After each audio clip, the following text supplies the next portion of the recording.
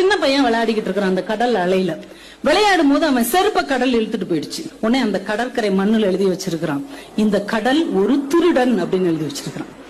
கொஞ்ச நேரம் கழிச்சு சுனாமியில மனைவியை பறி கொடுத்த ஒருத்தர் வந்திருக்கிறார்.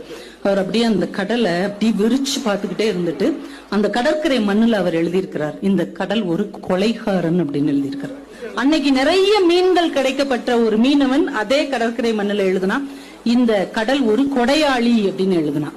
கொஞ்ச நேரம் கழிச்சு முத்து குளிக்க போன ஒருத்தர் விலை உயர்ந்த முத்தோட வந்தார். அவர் எழுதினார், இந்த கடல் ஒரு மிகப்பெரிய வள்ளல் அப்படின்னு எழுதினார். இவ்வளவு பேரும் எழுதிட்டு போயிட்டாங்க. கடல் நேரா வந்து எல்லாத்தையும் அழிச்சுட்டு போயிடுச்சு. ஏனென்றால் இந்த உலகம் பார்வைகளால் ஆனது. உங்களை பத்தி ஒவ்வொருத்தரும் ஒவ்வொரு அபிப்பிராயத்தை வைத்திருப்பார்கள். அத்தனை அடுத்தவர் அபிப்பிராயங்களையும் அழித்து விட்டு நீங்கள் நீங்களாக இருங்கள். நாம நேர்மையா இருக்கிறோமா, நாம ஒழுக்கமாக இருக்கிறோமா என்பதில் நாம உறுதியாக இருந்தால்